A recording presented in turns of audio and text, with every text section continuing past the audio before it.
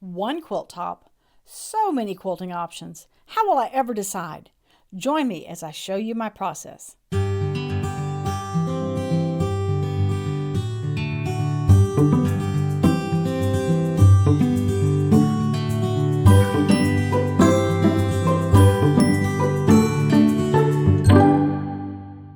Hey guys, welcome back to Frances Quilts. My name is Frances Arnold and I have been a quilter for 40 years and a machine quilter for 37 of those years.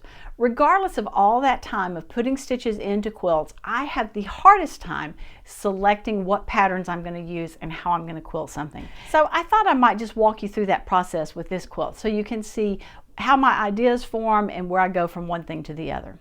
So let me tell you about this quilt. This top was donated to my quilt guild for a charity quilt, and I took it off of their hands and said that I'd like to quilt it just to give myself something else to practice on and something to play with for those times when I don't have anything else to do. Now, sadly, this has been on my to-do list for over 9 months because every time I looked at it, I could not figure out what I wanted to quilt. Let me show you what I was struggling with. When I looked at this top, all I saw were a bunch of random squares. And yes, I could quilt some design in each one of those squares, and that would be a good practice session, but that really wasn't what I wanted to do. So I threw it up on my design wall a couple of days ago, and I said, okay, today is the day. I'm going to figure out how to quilt this quilt. And lo and behold, as I looked at it more, I realized that it wasn't random squares, but we have sets. So we have those two squares right there. And we have these two squares right here, and we have these right here. And so there are actually sets of 2 squares. So could I do something that incorporated that right there and that right there?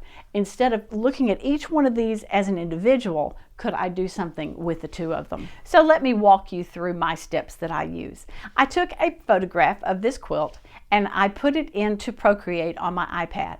Then I started adding different layers and trying different things. Let me walk you through it. So as I said, the first thing that I did was put my photo into Pro Series. I put it in as the first layers, and then I start adding layers. In the second layer, I decided to just mark out all of those 2 patch designs. Originally, I thought there were some in the middle that weren't 2 patches, but when I started drawing rectangles around them, I was able to see where they all were. Next, I had the idea of making my lines or my design, whatever it was, go in alternating directions based on the direction of the 2 patch that I was working with. I liked that idea. Next, I thought I would try doing something with some curvy lines, and I just wasn't real impressed with any of that. So let's move on to the next thing. Then I tried some circles, and yes, that might have been okay, but I still was going to end up with lots of area unquilted, and the biggest problem here is I was going to have to quilt a whole lot of circles, and I just didn't want to do that. So then I came on the idea of just doing some lines in here, and I'm just doing 3 lines in each of the squares, making them go in the direction that the 2 patch is going. I also started thinking about my lines that are going to be coming down from the top, how I'm going to make that line be continuous all the way down. And here's another picture with just those lines so you can kind of see where they're going. I had to get in a flow to figure out how to make all of those lines and not have to stop and start a lot. So here's basically the finished design that I came up with. I also went through and looked and thought, okay, if I want to make this continuous so that I'm not stopping and starting for each one of those 2 patches, I'm going to have some lines that are diagonal running from the straight lines that I'm drawing over to those 2 patch designs. And so I just did a little bit of playing around with that to see what I liked and if it was possible to do it. Okay, because I have made these decisions on how I'm going to quilt this, I'm going to quilt just a little bit of it right now just to see if I like how it looks. If I stitch 2 or 3 blocks and I don't like it, I can always take it out and start over, but I'm going to give it a try and see. I'm using a light gray glide thread and just a creamy color on the bobbin. So the first thing I'm going to do is just stitch down this line right here, staying in, kind of cutting the middle of that. When I get to here, I'm going to jump across to here, and I'm going to do those designs that I have put in there.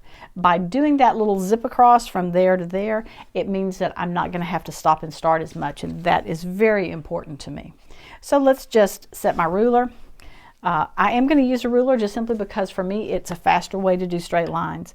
I'm about halfway. Let's see, how wide is this? This is 1.5 inches. So I'm looking at about 3/4 of an inch. So if I go on 2 of the lines, that's 1/2 inch, and one more is 3/4. So if I just line that up along there, I can come down. A few stitches to just tack it all down, little bitty ones, and then off we go.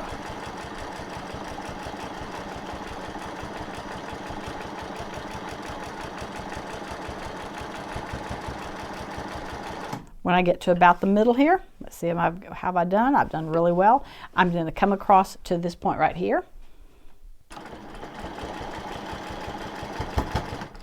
And I'm going to start doing those very simple designs that I had planned. The first one is just going to be to come up here somewhere.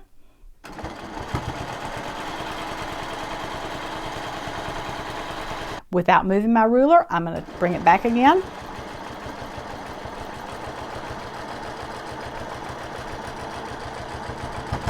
Now, by definition, there's going to be a little bit of movement in there, but I don't mind. I think having those double lines there is actually going to look good. So now I'm going to split the difference in here, and I'm just going to come up here, up and back.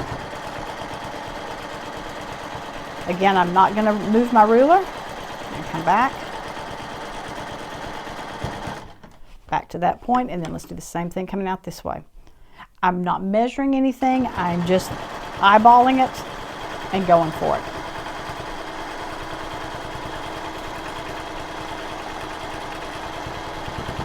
And again, if that ruler shifts just a little bit, that's okay with me.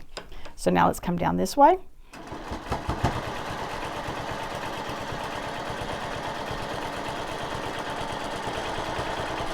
Coming almost to the end there, but not quite. Back up here, move it over a little bit.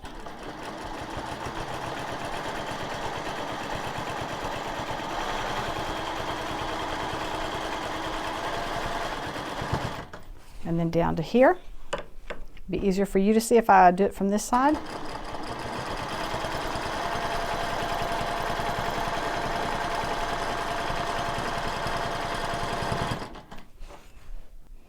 Okay, I did not do a great job of spacing this one out. So this line right here is going to leave quite a bit of open area here unquilted. So I think I'm just going to go ahead and put in another line here and not worry if I only have 3 or 4 or however many I have, but I'll try to be a little more careful going on to space them out better.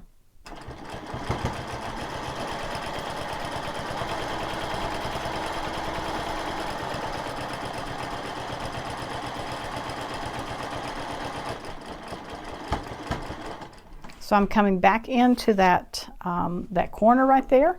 I'm going to follow the line that I quilted originally. Let's come up to here.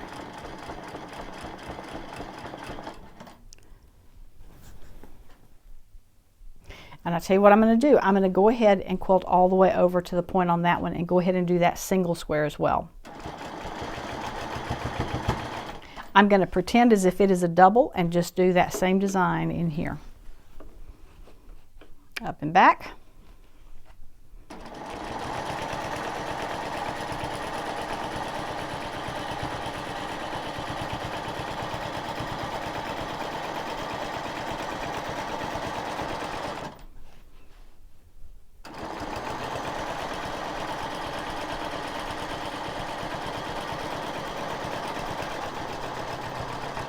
I may end up just putting 5 in all of them.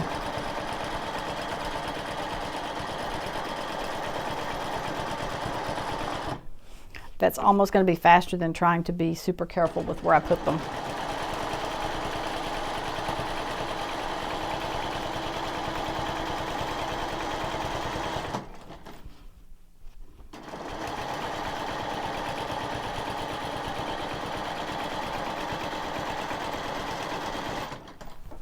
Okay, I'm going to come back out to here and meet this line that I had stopped off in the corner. Right there. Then let's keep going. Let's go across.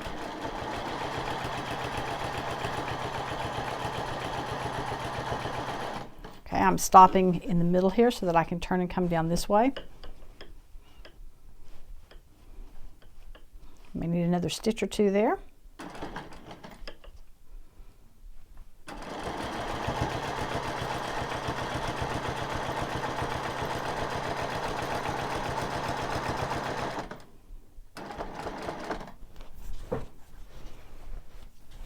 All right, let's just look down here. I've just done one or two columns of this, I guess. Just coming down, I did end up putting 5 lines in each one of those squares because 3 just simply didn't seem to be enough. But I like how that looks, and it's super easy. Well, it looks like my planning worked because I think this is going to be wonderful in here. There's not a lot of quilting, but then again, it's a charity quilt and I didn't want to spend, hours and hours and hours doing it. So I'm thrilled with how this is looking. It's super easy to quilt and it's going to be fun to finish it. This particular area, which is about 1/4 of the top, took me about 30 minutes to do. And that was even with me figuring out exactly how I was going to do it. So I think I should be able to finish the interior of this in about 2.5 hours, and then I'll start working on the borders.